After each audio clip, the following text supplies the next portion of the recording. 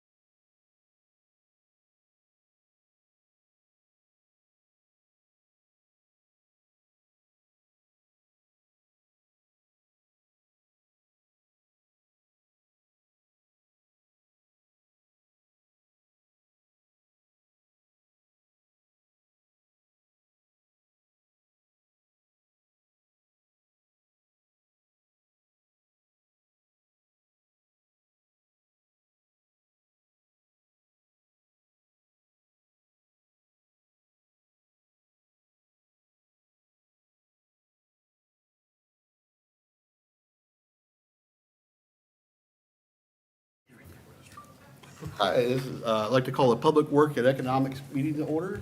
Members are Mrs. Ramos, Mr. Rippeth, myself, and the alternate is Mr. Sinlick.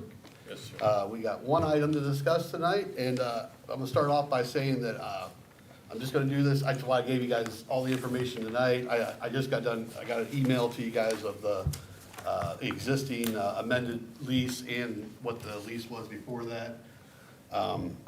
But I don't want to do any action tonight. I just want us to kind of absorb all this and give us some more time to look at everything ourselves. And also, I want to say, I talked to Calvin, and I invited Calvin and Barbara tonight. They must be busy tonight, I'm sure, in the restaurant or something going on. But I had a nice conversation with Calvin. And like I let him know, the first off, being where I work in the business, I'm all about independent restaurants succeeding and doing well, and I'm happy that after all these years at the airport, we have a stable, good owner down there taking care of things and stuff. And where my head's at and stuff, I mean, you'll see, it's just the expenses that the city takes on to have that restaurant there, which, and I don't think we should be out to try to make money, be profiting off the airport, I mean, other than just enough to basically cover our expenses is really, I mean, because it is truly providing a service for the pilots. With that being said, I mean, as you can see, and you guys will have more time, I know I've kind of blindsided you with all this stuff. Some of you are on the airport commission, so you kind of know where everything is at and stuff, and actually, after talking to Calvin too, kind of where, like I said, where my head's at,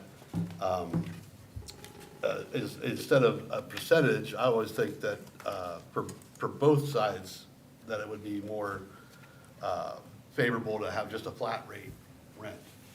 I mean, like, heaven forbid, something would happen to Calvin, or, he had to close down for a couple months, what does that mean? Does that mean the city doesn't get any rent for those 2 months, or, because it's based on a percentage right now?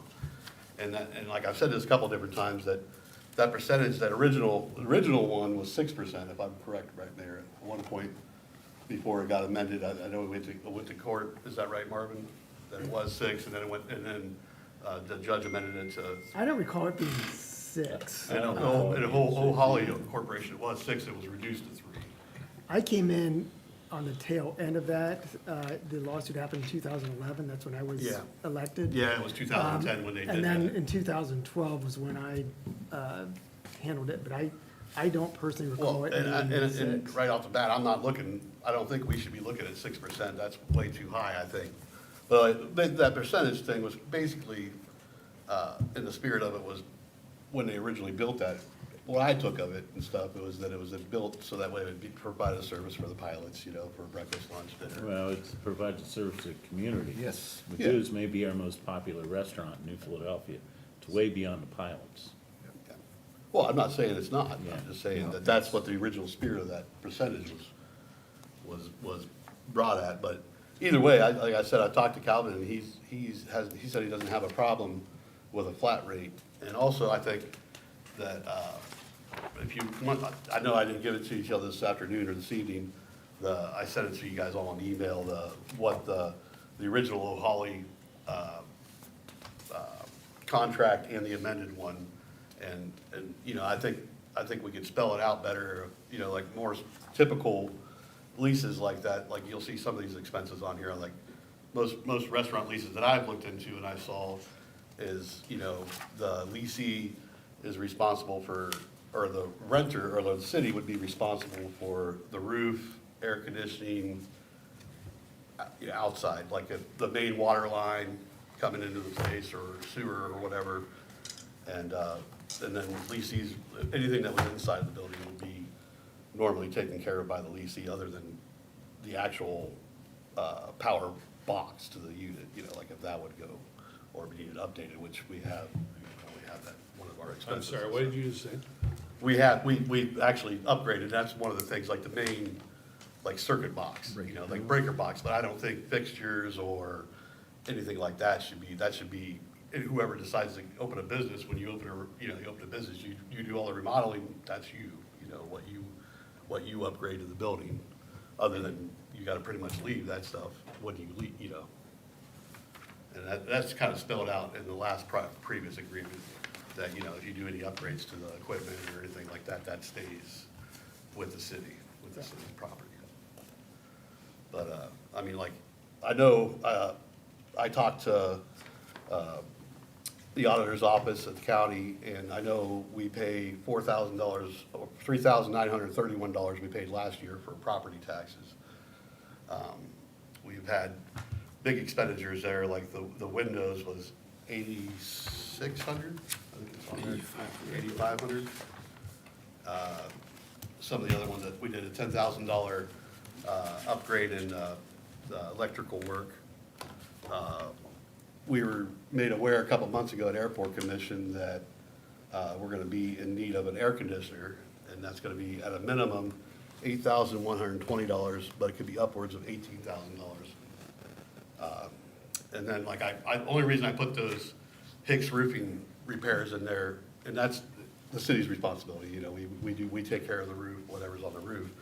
But we've had them there caulking at least 3 times, I think. So that tells me that once you replace the air conditioning unit, you're gonna have a deal with probably the whole roofing at some point in time. So you're talking another big expenditure coming. And that's at no fault of the leasee, you know, I mean, it's just the facts of, we put quite a bit of money into there. Can I ask a question? When you were Yes. talking, did Calvin talk to you about money he'd put into maintenance too? Well, that, like I said, that goes all to the leasee, that has nothing, that maintenance would be all covered by So himself. he said he's spent a lot of money, he just did. He spent a lot of money. Did he, does he told you that or not? He told me that he spent money on stuff, but he never was specific on what he spent money on and stuff. Okay. But, He was pretty specific, okay. I mean, he didn't say what or anything, you know, I mean, I'm sure it's a beautiful restaurant, so I'm sure he's put quite a bit of money into that restaurant and stuff, you know, but, I mean, that's kind of expected anywhere you go to lease a building for commercial. I mean, you can make it whatever you want it to be, once you lease it, you know. The way he put it was stuff that I could have, bills I could have given the city, but I just paid it.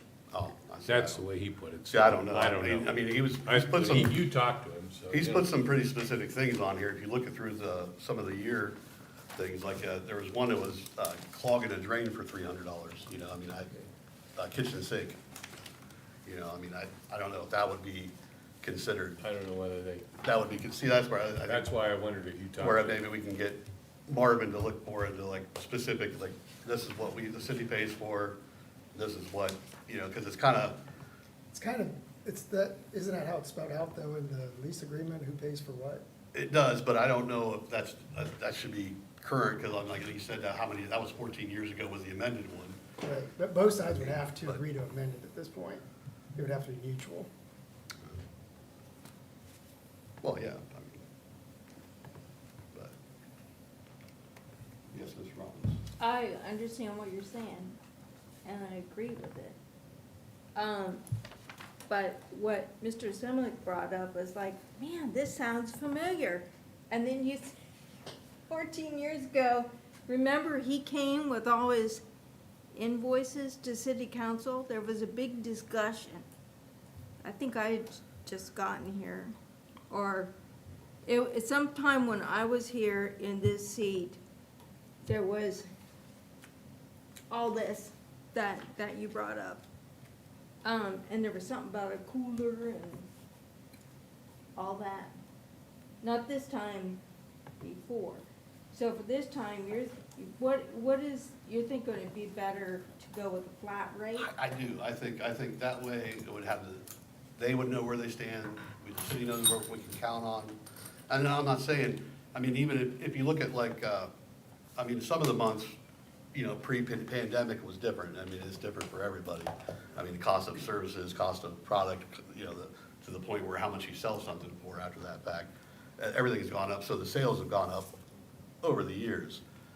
But, I mean, even if it would go to what they agreed upon at 4%, what I'm saying is something similar to that would be about the same amount of money. It was like even if we said $3,000 a month, you know, that'd be probably pretty close to what that 1% increase would be, but at least we know it'd be the same thing every month. What, do we need to kind of research what the going rate is for a I've done some property like myself, and I that? figured everybody can do their own research and stuff. Some of the stuff I've looked at, the very low end of commercial real estate in this area is $10,000, or $10 per square foot for the year. So that, if you do the calculations, that's about $40,000 a year, which would be a little over $3,000 a month, so it'd be like $3,500 a month, something like that. So that's why I said, even on the lower end of that, like I said, I don't think, you know, I mean, I shouldn't use my restaurant as an example of where I work, but just an example is we pay $5,000 a month and $500 in maintenance fees a month. You know, the maintenance fees cover if we just got a new air conditioning unit. Of course, they plow and they mow and stuff, you know. So it's in different circumstances. It's more square footage there, you know. But the expenses that you're bringing up almost kind of sounds like it's a money pit for the city. I wouldn't go that far. I mean, I think we're close to breaking even, if not doing, but, I mean, to look out for the next, like, if we did, you know, they brought this up to start a new contract, I said another 5 years, I mean, that would be, you know. But we haven't had it up since they took it over from O'Holly, and what year was that? What, 2015?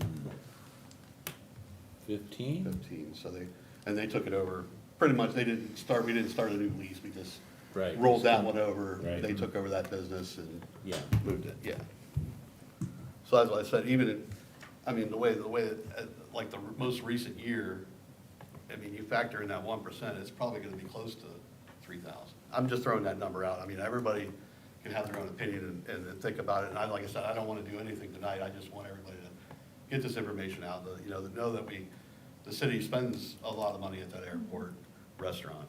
And So minimum, we want to break even, but we probably want to be ahead of the game yeah. because maintenance costs would Well, always like happen. I said, we got, Right? Yeah, Mr. Chairman, you gotta remember, that's a municipal building, just like this is a municipal building. yes. And if you wanna talk about money pits, you're sitting in the biggest one. Yeah, but that's for all of our So- city Well, employees. But I think he begins to make a good point, that that's not just another restaurant in town, although it apparently is very busy. I mean, I drive by there a lot, and if you ever go in there, you'd see they're pretty busy. The airport commission, as you know, it wishes they were open more, Yeah, but they can't get the help. But they said, could you please open on Sunday for pilots? Could you do this? Could you do? They're extremely happy the service he's provides, hopes he could do more. I think his heart is in it. yeah. I don't think he's trying to make $1 million there. Well, no, And it's an asset to the city, it's an asset to the city, an asset to the airport. And I think he maybe some of you would feel he's been the most successful operator of that business oh, I've already in, said that, yeah. in many, many, many Most years, maybe consistent. ever, I don't know. Yeah, And I would hate to, now, he points out if you go from 3% to 4%, that's a 30% increase in rent. I don't know how many of you would be welcoming that, but he's okay with it.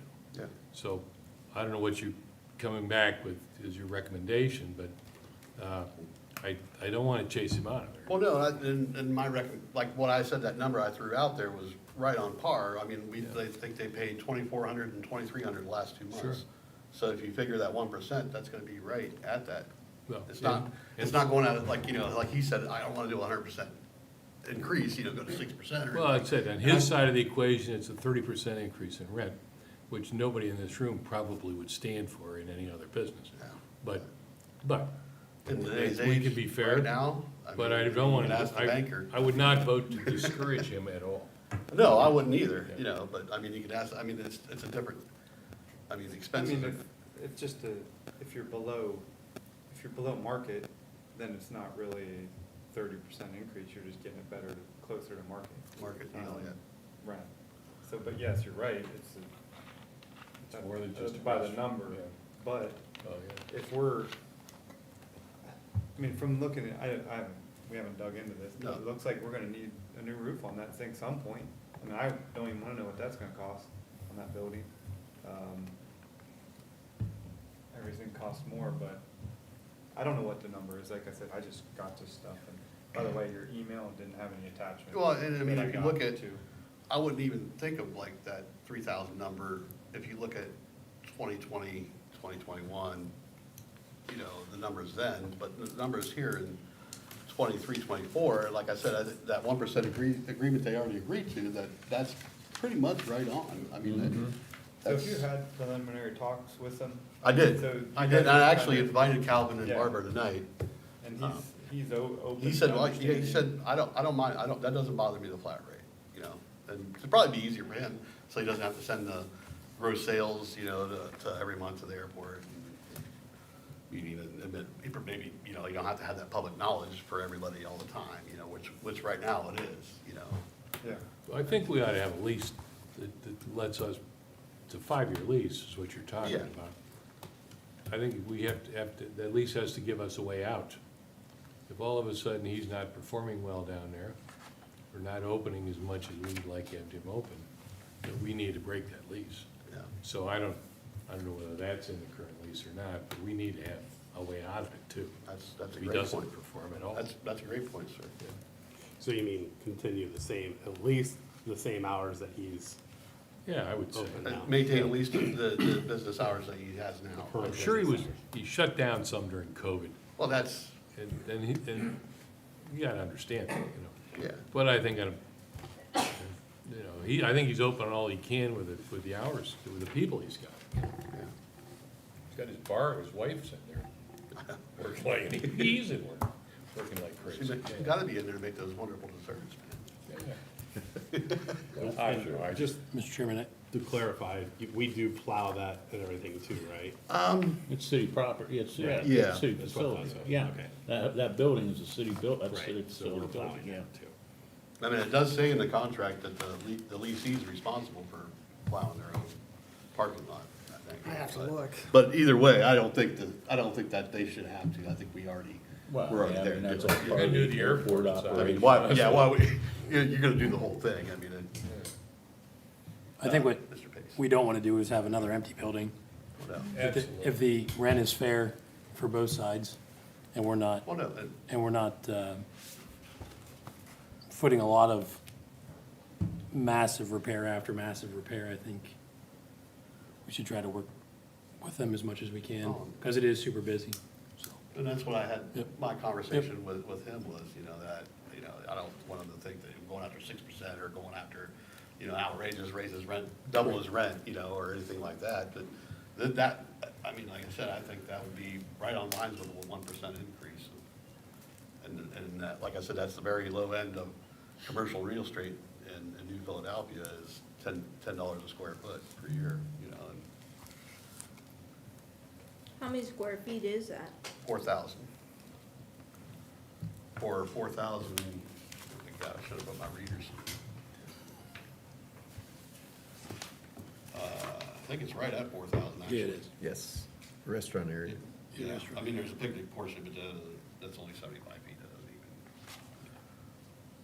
So market is $10 a square even, foot? well, the very low end of market is Very $10, low. which I think where we should be, I think we This should. is a unique situation. It is a unique It is, property. that's why I said, I mean, you can research it so much, but it's different than anything else, you know? I don't know what hangars rent for at airports, you know, but I'm sure we're lower. We're middle of the road, I guess, on hangar. Are we? On rental prices. Are we really? Yeah. We're on the lower spectrum, like right in the middle, but a little bit lower, I think, when we did the research on that last time. Right, yeah, And, we're about mid-range. Our new ones, For airports our size. yeah, our new ones are pretty much right on range, middle range, and that's the brand new ones that we put in That's there. fair then. You have any more questions? For the time being, I've got a Wanna lot of info digest for you the guys to information, digest yeah. and everything, and. Yeah, And like like I read said, it through. I wanted to make that point first, is that I'm not trying to, like Mitch said, I'm not trying to empty the Right. building. I'm just trying to cover our butts enough with the big expenditures coming, you know, we haven't really done anything, and it's always been the percentage thing, but Calvin seems to be okay with having a flat rate, you know, it's probably easier for him, like I said, maybe being more private about his gross sales every month, you know. Did you send a copy of the lease agreement to us in there? I did, I just sent it today. It wasn't attached. There It's in wasn't- there wasn't Teams. any attachment. There's nothing attached, Margaret, can you send that for me? Yep, It was on Teams or something. Well, no, I sent it again, Oh, you sent it, okay. Yeah, there's. but it's probably not, attachments. there's no attachment on it? I'm thinking too, once we figure out if it's flat rate or a percentage, if Calvin is putting money into the building that should be covered by the city, that probably should be kept track of, just so we know Yeah, that. it's, I mean, I everything mean, I else. believe him, but it's just one of those things. Everything it's else better is, to have it yeah, on I paper. mean, I can only go by what we have in front of us, you know, and, He may be unplugging a drain, he may be fixing a roof, yeah. you know, Yeah. which would be two different things. Right. So I like how you put it, the inside and the outside. Yeah, but most, City's responsible for the From what I outside, know, That's how most inside. commercial leases. most commercial That leases, commercial, the leasing takes care of the inside, we take care of the outside, pretty much. It's the simplest way, yeah, just explain it. okay. All right, anything else from anybody? Not seeing nothing, we'll keep this conversation, we'll, either next meeting or meeting after, we'll schedule another one on it, and give us plenty of time to digest everything that we've talked about tonight, what I've given you guys. So, if seeing no other business, motion to adjourn? So moved. Thank you, Mr. Rippeth, at 7:21. Thank you.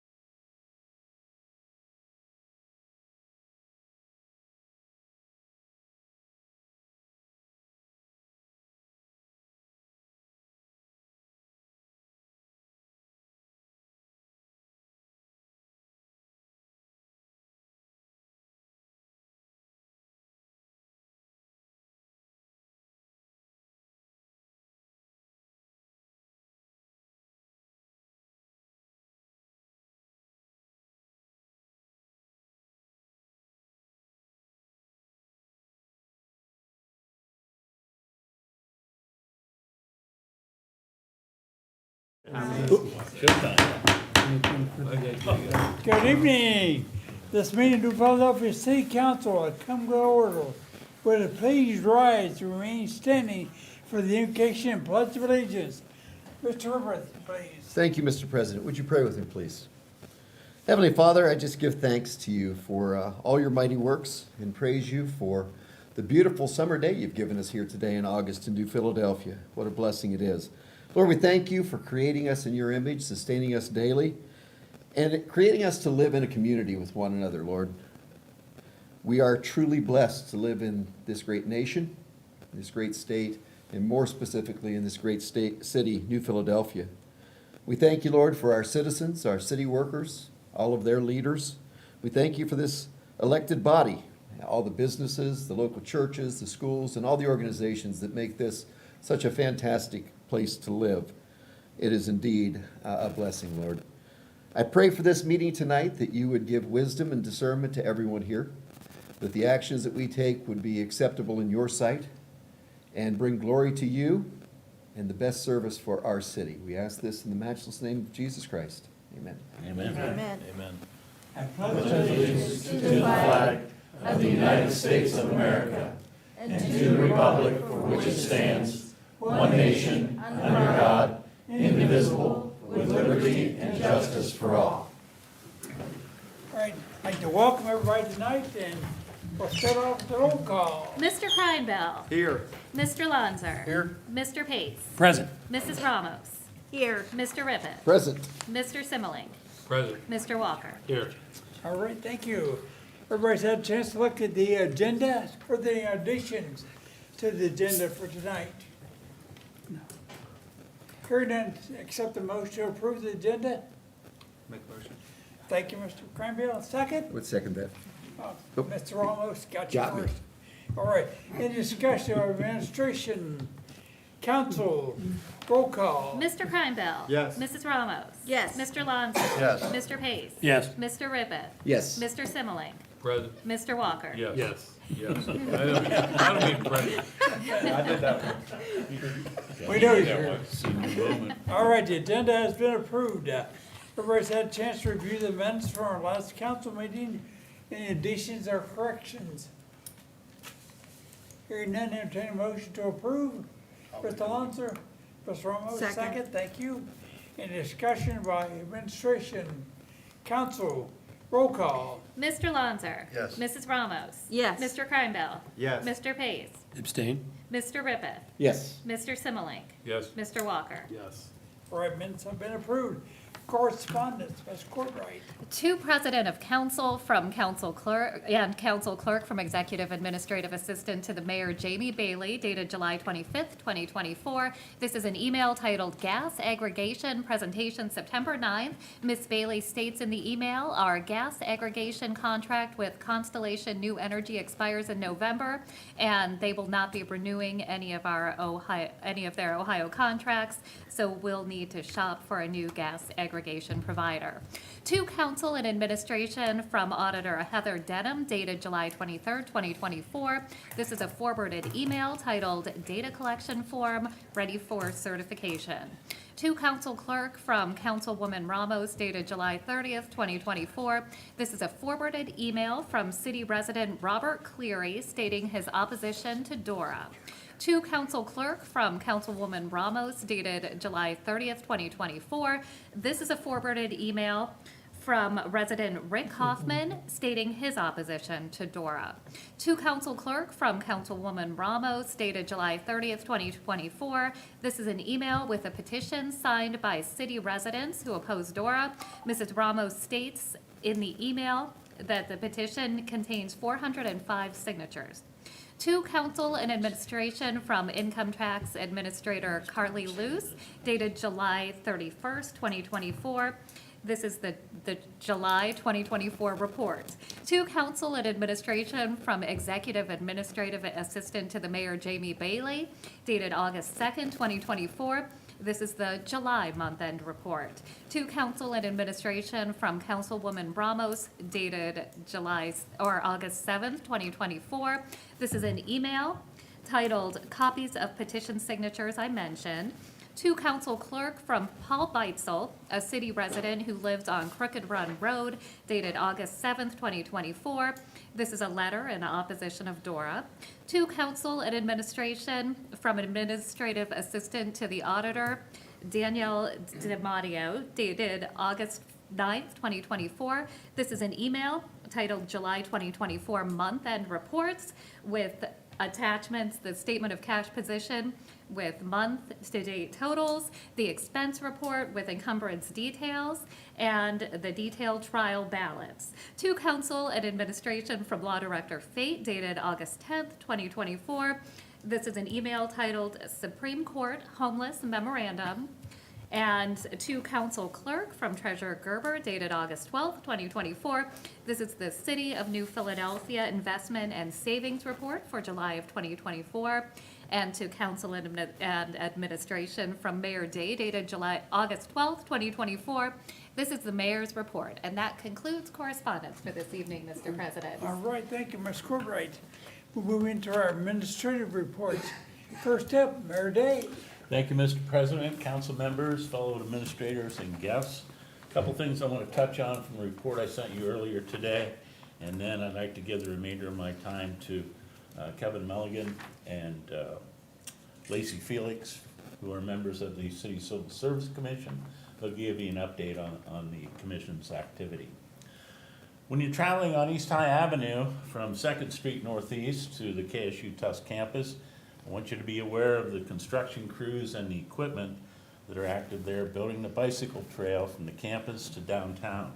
We began planning for the $2.88 million KSU Tusk Connector Trail project in 2019 and received the bulk of its funding from an Omega RTPO grant and a Transportation Alternative Program grant from the Ohio Department of Transportation. The city's share was $361,000. That'll be used to pay for new storm sewer catch basins and also paving. Once it's completed this fall, the 1.6 mile trail will give bicyclists a safer pathway to and from the campus area. This is the main artery in the city's bicycle and pedestrian connectivity plan. That plan calls for future connections to bike trails on State Route 416, the Ohio and Erie Canal Towpath Trail, and the Roswell Trail, which should be under construction in the summer of 2025.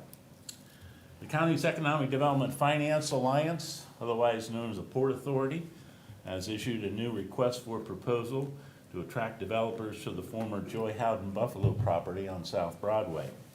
You can find the RFP, the request for proposal, on the city's website. In that document, the EDFA states, quote, the RFP asks developers to submit an overall plan for the site and anchor tenants to submit their needs and express a commitment to participate in multi-use development at the site, end quote. The new zoning code that council will soon consider calls for the property to be rezoned for mixed uses as an extension of the downtown central business district. And it's my hope that one of the included uses is much needed housing. Now I'd like to give the remainder of my time to Mr. Mulligan, who will give us an update, and Ms. Felix on the activity of the City Civil Service Commission. I'm pretty loud, so I probably don't need that. So thank you, Mayor, for giving us some time to speak tonight. Thank you, council members, for giving us the opportunity to present and give an annual reports per se about the activities that we take upon ourselves as the Civil Service Commission.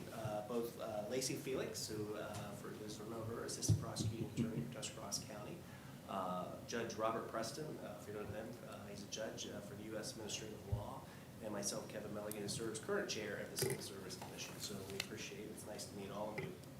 We had a unique perspective. We all three came in brand new members at the same time. So there's some good things about that. There's some challenges with that. But we got to look at the city's past precedents and processes, learn the Higher Rise Code Section 124 together, and look at the current practices to ensure that the city is in compliance with the civil service rules and laws of the Commission of the State of Ohio.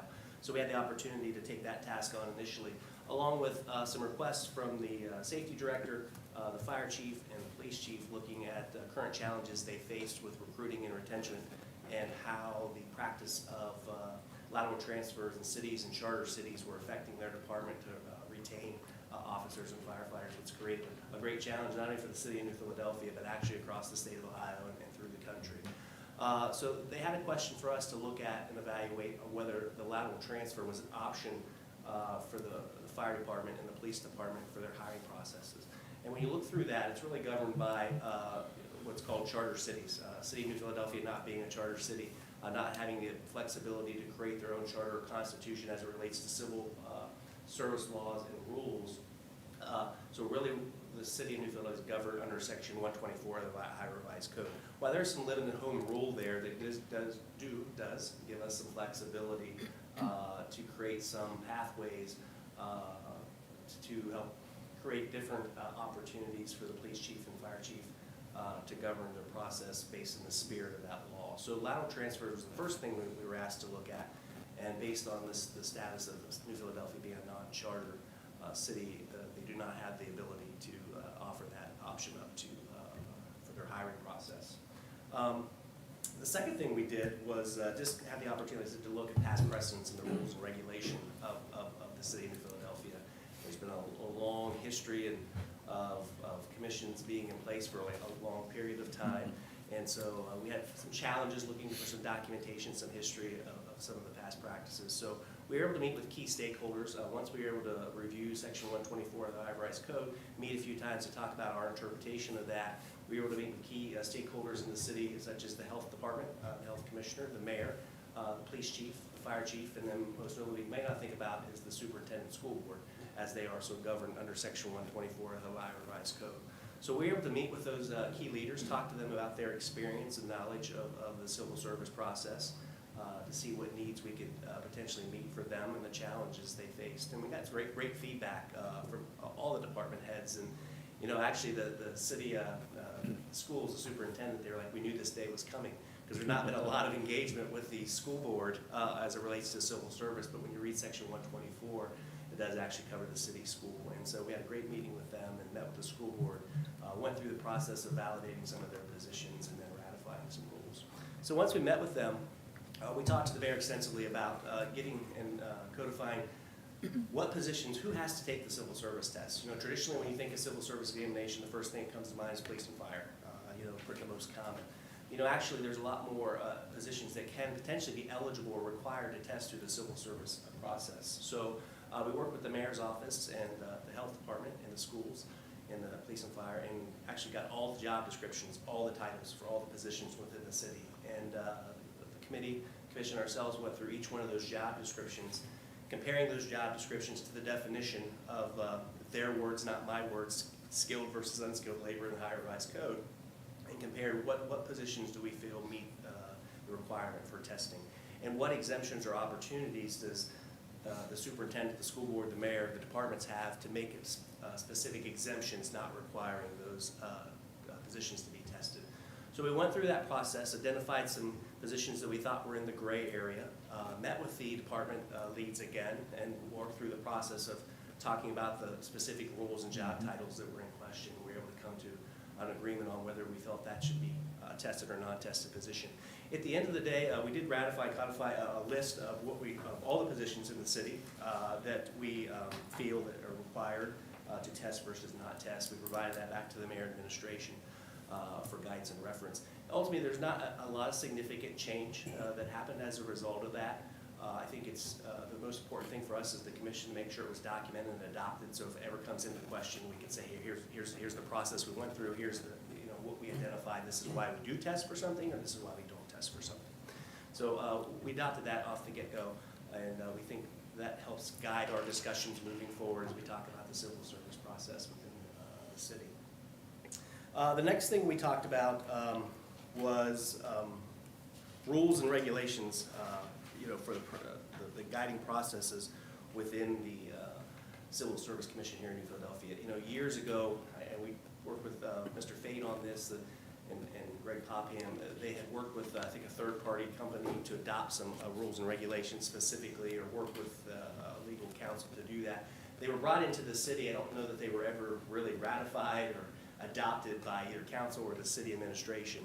So we went through a similar process we talked about through the positions. We reviewed those rules and regulations. We met with department heads that had potential affected areas by that, got some advice and consent and feedback from them. And then the committee and the commission, we went through those rules and regulations, looked for any opportunities we felt that needed to have potential edits that weren't in compliance with the current city process, or opportunities for us to review the areas that we could change the city process and provide that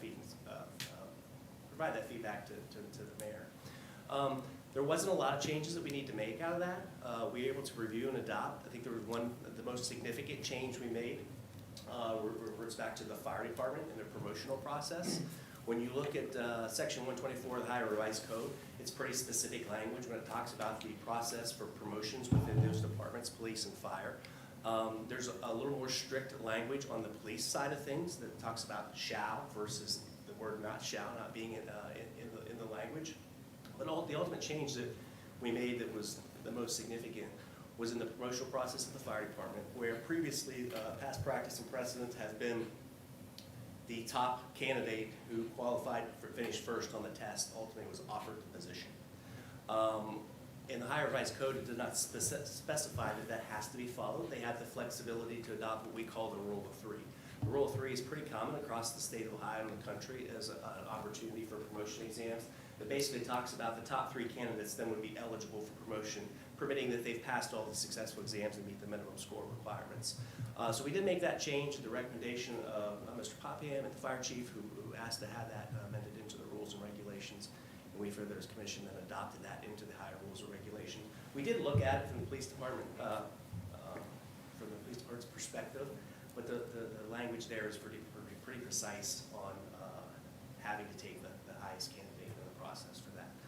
So that was another, probably one of our major projects that we, between those 2 projects, it took us a few months to get through all of the legalese of that and work through those processes. But we feel confident after reviewing the documentation of the high rules and regulations, or the city rules and regulations, along with section 124 of the Revised Code, that we feel the city's in compliance with proper protocols for testing and what positions need to be tested at this point. We continue to work with the safety director and the police and fire on the challenges that they have recruiting and retaining candidates.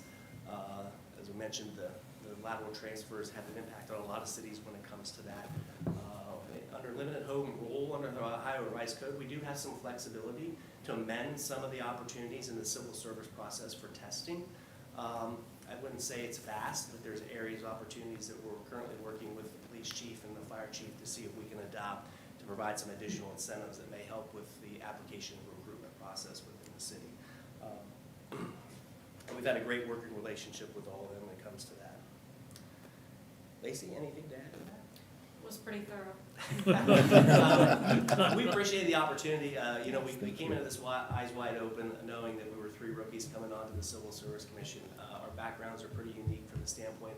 I'm certainly blessed to have some legal expertise on the committee. I just sit there and let them hash it out on the deciding vote. So they do a great job representing you, the council, and the city. And I think moving forward, we do plan to establish quarterly meetings. That's something in the past that may not necessarily have taken place. So we feel it's important to have a routine to where people have access to us in the commission to ask questions, bring their business to us. Certainly available during our working hours also. But we are going to establish quarterly meetings. We work with the mayor's office to get those on the books here, and then continue to work with the safety director and the police and fire. But like I said, I think we found that the focus was always on police and fire, and I think it's important that this, as the council recognizes that it also affects other areas. It can, be the city services, the health department, the school board. Now, the school board has a lot of flexibility, and they asked what came out of that. There's certain areas, the city across the river, that you'll see that the secretarial positions or some of the janitor positions are tested positions within the Civil Service Commission. The school board actually has the purview to make the rules and exemptions to their positions according to the Ohio Revised Code. So when we met with the superintendent and school board, they had sessions to review each one of their positions and job positions we brought forward. They made the determination on what they wanted to have tested and what they didn't, and they had the purview to do that in the Ohio Revised Code. So there wasn't a lot of changes for the school board, but once again, I think our goal was to make sure it's documented. We went through the process, we reviewed it, and we've got an official position from be happy to take any questions that we could potentially answer or comments. Yes, Mr. Pace. I don't have any questions. I just want to thank you guys for Certainly.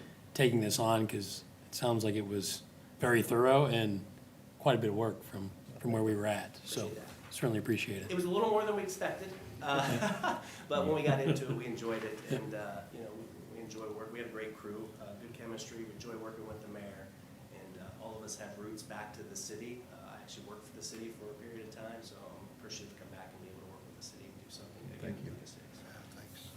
Any other questions?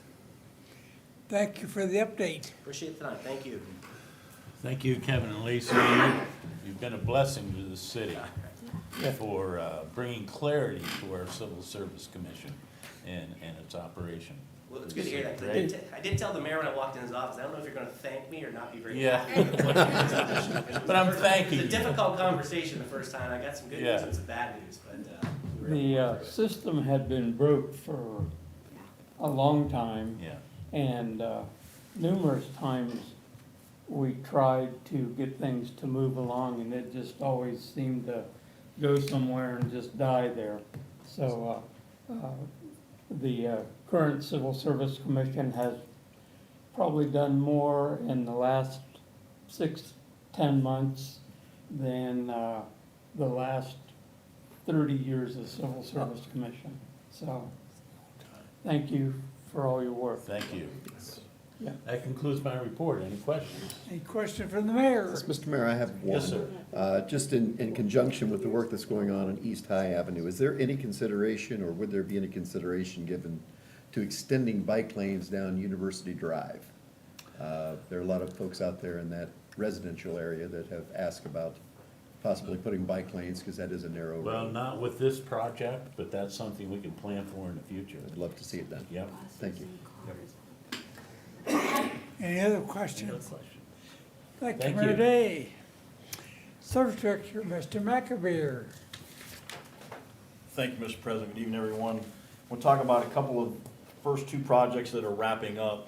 I know that Councilman Walker had asked me last time, as I tell you, give you an update on the stadium.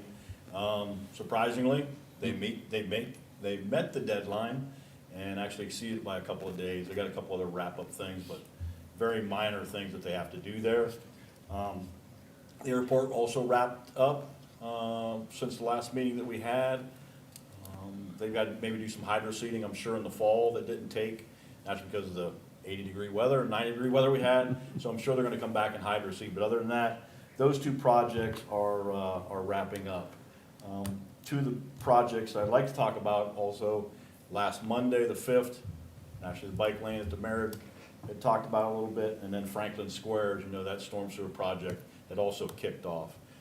Franklin Square project, I mean, I think we all know that it's a storm sewer project leading from there, hooking up at 4th Drive. We already have the 5-foot line in.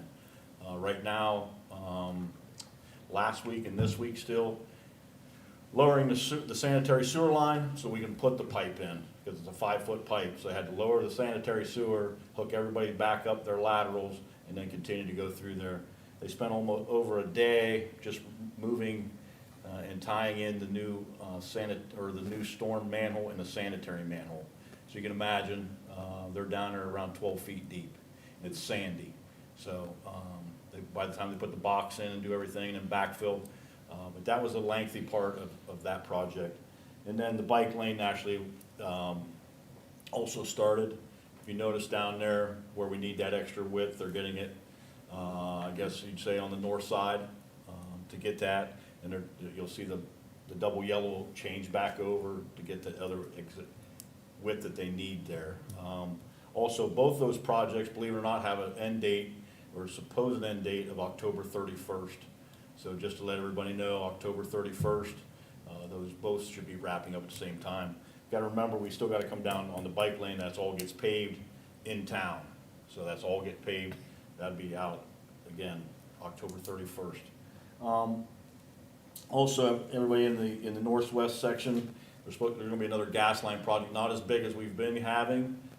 It's just from, Logan Avenue from Shiloh to Emmett, and then it'll also go from Logan to Union, and Logan, or Emmett to Union. So both those sections, just that area, and that's supposed to start middle of next month. Once I get a better date on that, I'll report that at the next meeting. And Ashley, any questions? I'll be happy to answer. Any questions for the sewer director? Yes, Mr. Pace. I got a question and a comment. Yeah. Question on the crosswalk beacons, lights for the park. Should be coming up here, shouldn't it? Yeah, as a matter of fact, I'm glad you asked that, because Mr. Lotzenheiser, Nick, had asked me about it. And Dan Lorenz, who's our local person out at ODOT, he was on vacation last week, and he's back today, but I did not call him but he's supposed to let me know. Okay. But it is yet It is this coming up, year. I think, right? Yeah, it's Yeah. definitely this year. They just gotta wait for it to kick into the project, and that's what I'll add about both these projects we're doing now. May not be the most convenient time, I understand, but they don't work off us. Right. You know what I mean? And unfortunately, they don't. A lot of funds don't come in till July 1st in state's calendar year, so nothing's gonna happen before July 1st. So again, to get it 4 weeks later, that's just the way it bounced for us, so. But, yeah, I will report on that at the next one, and I'll get you that answer. Thank you. And then just one more thing. I know Josh, our code administrator, and Captain Schultz has been working diligently on abandoned properties and hoarding situations. And I drive down Front Avenue frequently, and I know we had a house there that was in pretty bad shape as far as the hoarding went. Yeah. And it's really cleaning up. So what those guys are doing, direct reports to you. They're doing a great job. All right. So I'll make sure I pass I it on. drive past there frequently, going to my in-laws and seeing every day there's a cleanup scenario or something's being moved, so. And I think, to everybody know that, finally got decent, backing from the courts, which was able to remove someone from that house that had that particular Yeah. issue. So that They're doing a great shouldn't job. happen again. Thank you.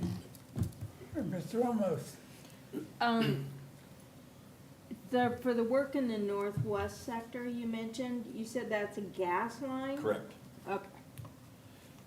Thank you. You're welcome. Also, to Councilman Rippeth, our biggest challenge on University The width. is, I get well, it. is the bridge. Yeah. We can blow out on the bridge, we got enough right of way, but that bridge. Yeah. And to let you know, it is on the horizon because, that bridge is due in 2 years for some repair. And so we get so much, money that they'll put in for the state. So when that comes, Within it. yes. Okay, we'll great. widen it. Yes, yes, sir. It just seems logical to connect it Yes. to the connector trail. Absolutely, Okay. absolutely, yes.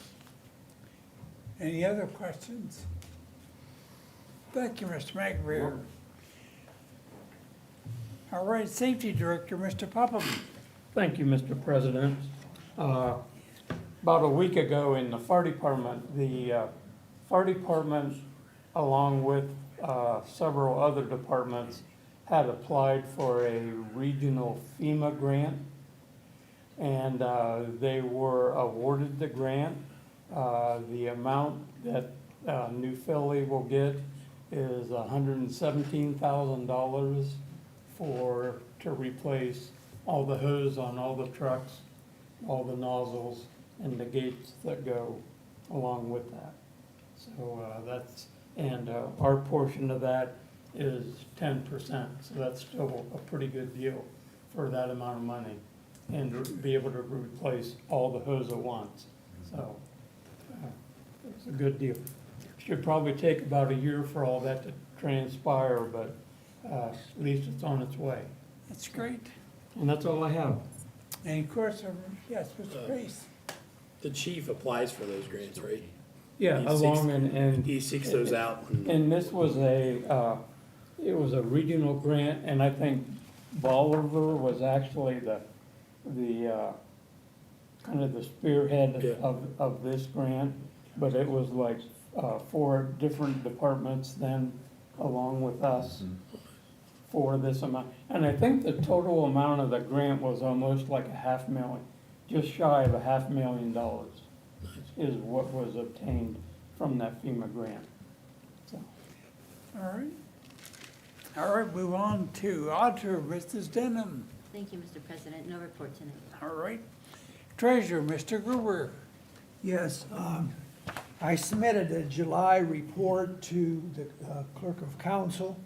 That's on the investment and savings report. And so far this year, we have gained approximately $140,000 in investments and savings. Thank you.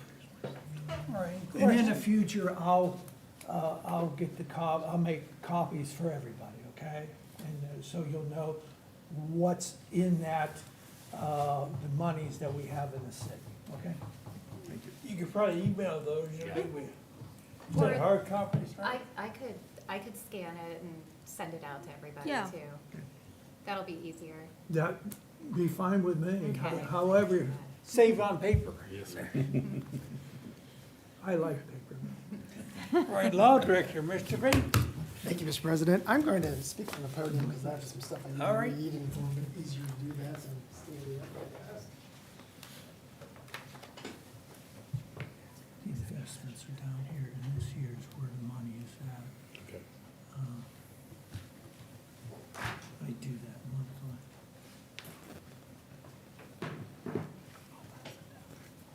I thought about doing a PowerPoint presentation, but I presume everybody's already gotten the memorandum that I wrote. Is that correct? Yes. Has everybody had a chance to see the memorandum that I did? Okay. Marvin, excuse me, could you speak up?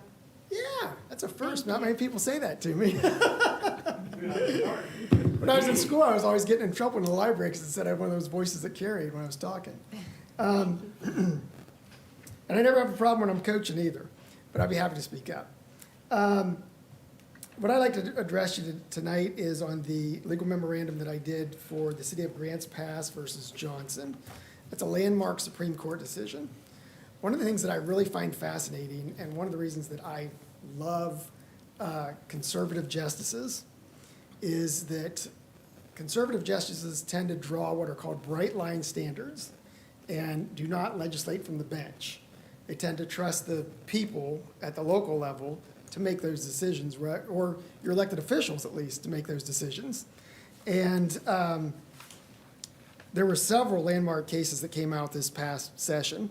The City of Grants Pass one specifically addresses us, but I did want to address, the auditor had sent me about a settlement with Kroger today and asked me a question about an opioid settlement with Kroger. Heather, I haven't researched that yet. I don't recall us agreeing to that or if that was something we needed to do, but I do know that that's pertinent because of another Supreme Court decision. We had entered into an agreement with the state regarding the Purdue Pharma settlement on the opioid one. And the Supreme Court did what I thought was a pretty remarkable thing, and they actually agreed with President Biden on this. And that was, to refresh your recollection, the Sackler family is basically the cause of the entire opioid addiction across the country. And in fact, the opioid addiction is particularly hit Tuscarawas County hard because we rank 18th in drug overdose mortality rates. And what Purdue Pharma did was they filed for bankruptcy, and the family tried to have themselves sheltered by not filing for personal bankruptcy in that case. And there was a huge, I think $7 billion settlement was the amount. And the Supreme Court ruled that the Sackler family cannot be immune from suit unless they file personal bankruptcy themselves. Well, they don't want to do that because then the court gets to come in and look at all their finances and where all their money is and start controlling it and dividing up how much of that's going to go to the public. And the Supreme Court actually stepped in and stopped that settlement because the purpose of the bankruptcy law was not to shelter individuals who have not filed for personal bankruptcy, and that's what they didn't do in this case. So that goes along with what I like about conservative justices applying common sense approaches and not legislating from the bench. They would have had to legislate from the bench in that instance by saying that, oh, sure, if you're a rich owner of a corporation and you don't want to file personal bankruptcy and you've caused the death of millions of people across the country, sure, we'll protect you from any liability. That's not what the purpose of the bankruptcy law is, and I was really proud of the Supreme Court for stepping in like they did. And that brings me to the Grants Pass case.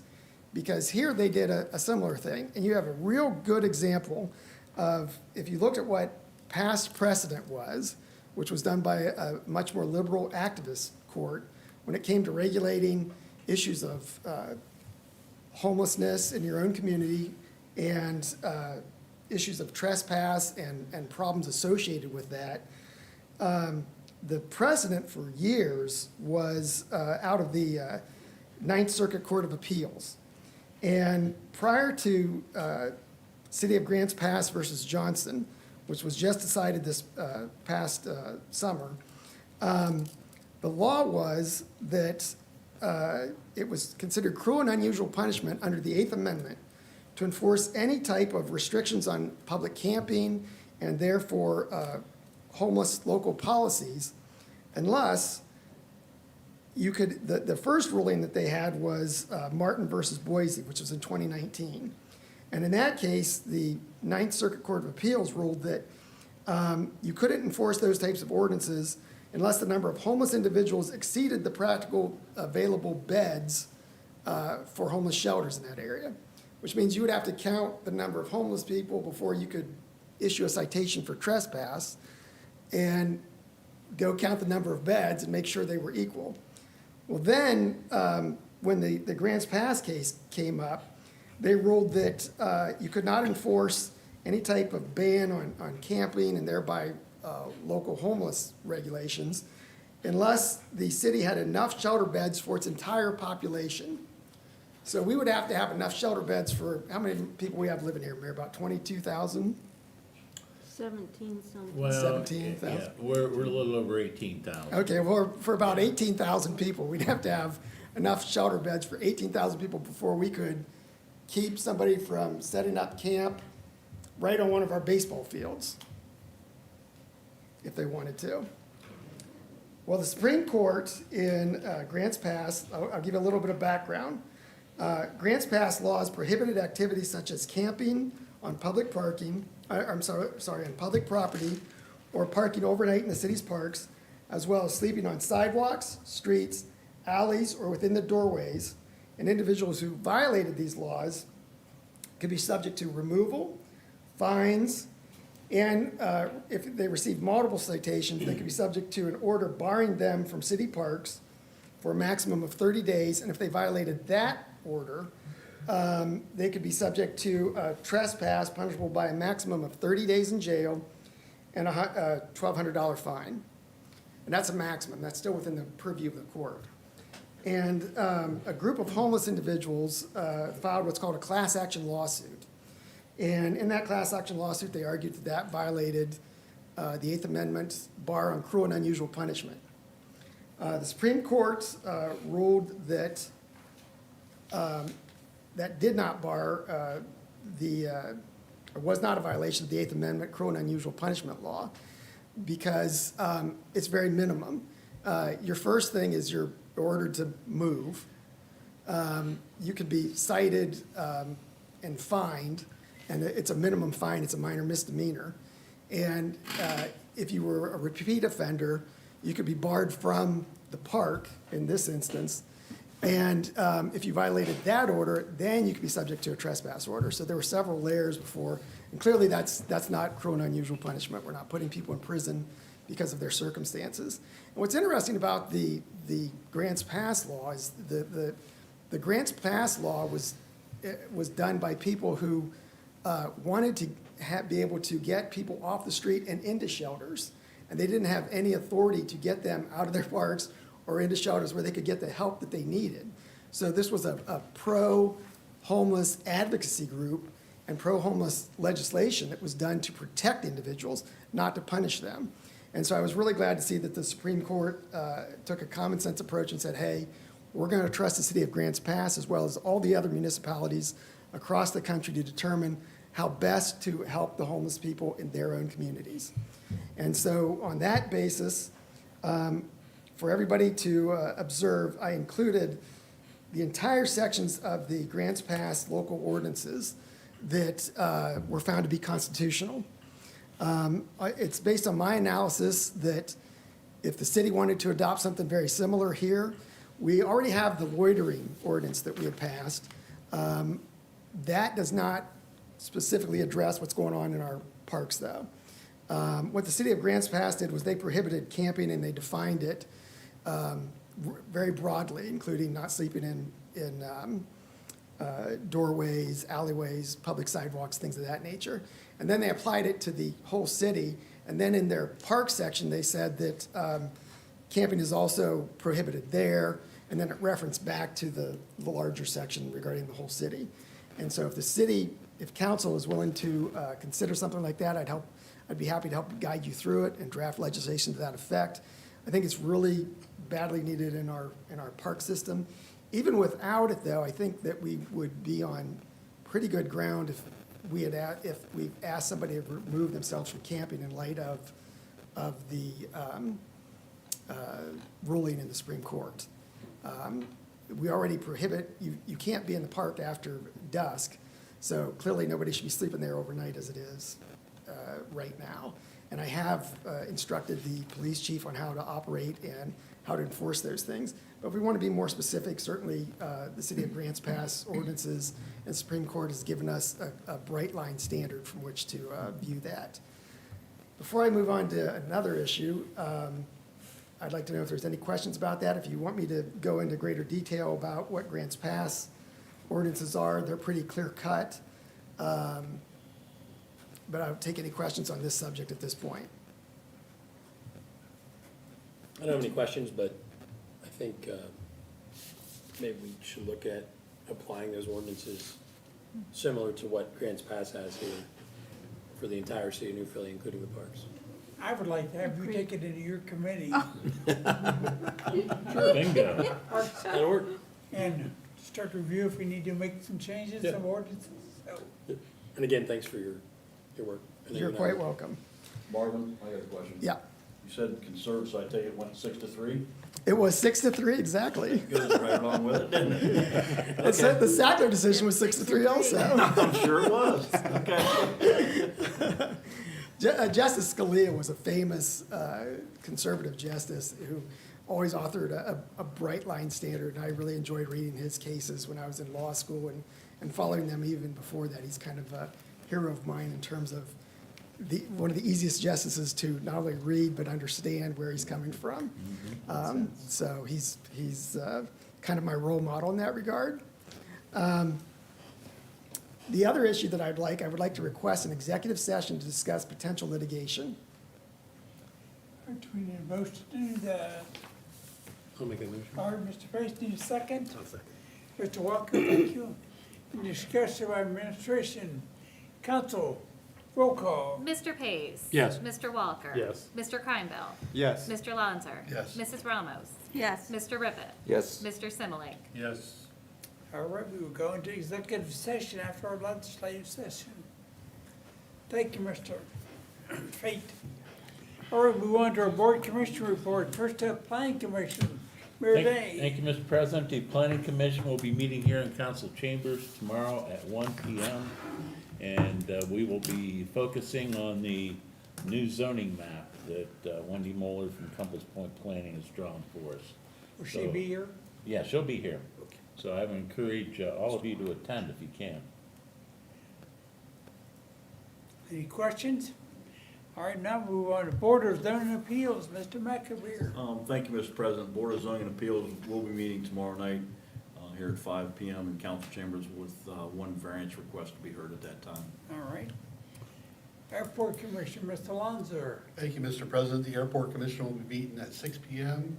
tomorrow evening at the airport meeting room at Harry Cleaver Field. Good to be back out there meeting, right? Yes, yes. Yep. Well, it's good to, when we do Yeah. updates or anything that, you know, we can walk out on the runway or we can Sure. actually see what we're. Exactly. Park Board, Mr. Pace. Thank you, Mr. President. No report this evening, but we will be meeting next Wednesday at noon at Tuscarora Park Pavilion. All right, Health Board, Mr. Similink. Thank you, Mr. President. The health board will be meeting in this room Wednesday at noon. All right. Move on to our council committee reports, finance, Mr. Ribbit. Thank you, Mr. President. I have no report tonight, but I would like to schedule a meeting at 6:45 next Monday for our committee to take ordinance 23, 2024 under consideration. All Public Next- Works, yes, miss. Question, next Monday? Yes. Or next council meeting? No. No, next Monday before the council of the whole, or the committee of the whole.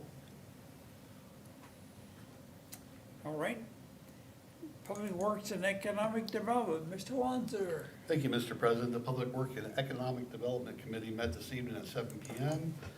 We had one item to discuss. It was more of an informational meeting regarding the airport restaurant and the lease. All right. Safety, Health, and Service, Mr. Simmerlink. Thank you, Mr. President, no report tonight. All right, zoning and annexation, Mr. Ramos. Thank you, Mr. President, no report. Salary, Mr. Cranbill. Thank you, Mr. President, no report. Cemetery, Mr. Pace. Thank you, Mr. President. Cemetery Committee met last week. We did not have a, what do we call that? Quorum. But we did add, in the mayor's report, Mr. Bud Wynn is taking, I see. taking a new spot on the cemetery board, replacing Mr. Exley, who served for many years on there, so. That's all I've got. All right. Thank you. Contact and special, Mr. Walker. Thank you, President. No report this evening. All right, we've reached the visitors' comments. The floor is now open for visitors' comments. Anyone wishing to address council should rise, state your name and address, and address all comments to the chair. You have 5 minutes. Anybody wishing to address council tonight? Hearing none, we'll move into our legislative agenda.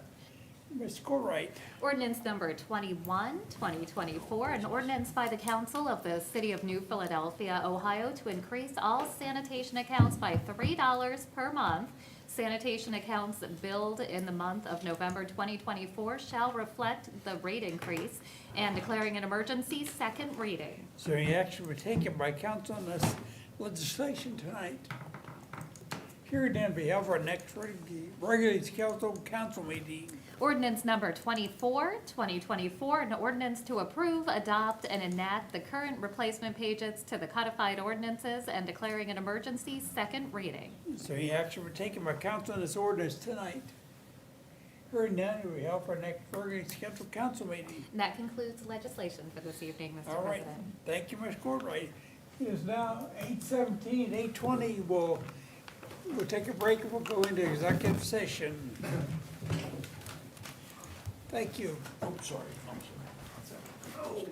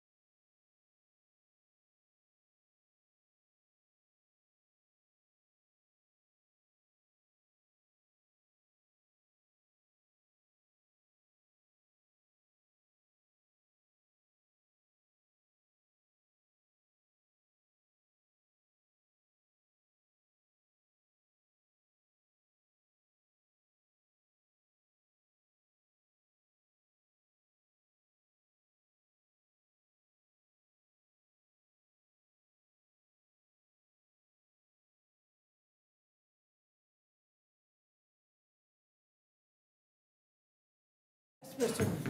I did McAvoy. wanna, and I failed to bring it up during my, time. There, if everybody looks at, Wabash Avenue, there between Bowers and Union, that's closed. The new building there is tying into the storm sewer, which is approximately 12 feet deep. They should open it up, by the end of tomorrow. We gave them 2 days to finish that job. Tucson, Construction is doing that, work, so again, gave them till, the end of the workday tomorrow. So, just wanted to bring that up. I just had a quick question. Yes. Over on Front Street and Fourth, what's going on at that intersection? Well, that's the Storm phase sewer two, project. storm sewer project. Okay, will that be done before school starts? I wouldn't No. say that. October 31st, October, right? yeah. I'm just planning, I'm trying to plan my route in my head where I gotta take the We have boy. time for trick or treat. Oh, yeah. Yeah. I'm trying to Yeah, figure we're out a the, map. Circuitous around there. Once they get off of there, like I said, I reported in my minutes or my time there that, that tie-in was tough. They had to tie in a new sanitary manhole and a new storm manhole. So they'll be in that intersection, for approximately another, I'd say another week to get out of there. They do have 3 services in, there's 19 in there. So to have all the new sanitary services over, before they even start the rest of the, storm line. Alright, I was just So- trying to figure out my route for taking Yeah, the bike, no. if that was gonna be open or Allow closed. extra time and avoid that area for another, at least another 6 weeks, I would say. Okay, Oh, okay. that answers my So question. front's gonna be closed in that, because that's the way I go to work, so I'm like you. Yeah, my route. Once you get, once they get down the hill, once they get down 4th Street to go to Bank Lane, it'll open back up. Cool, thank Yep. you. You're welcome. All right, new business. Don't forget, next Monday, council of the whole will meet at 7 at 6:45. We'll have a council meeting with the finance committee at 6:45. If nothing else, then entertain a motion to adjourn. So moved, Mr. President. I thought we adjourned at 9:21. Thank you, everyone. Thank you.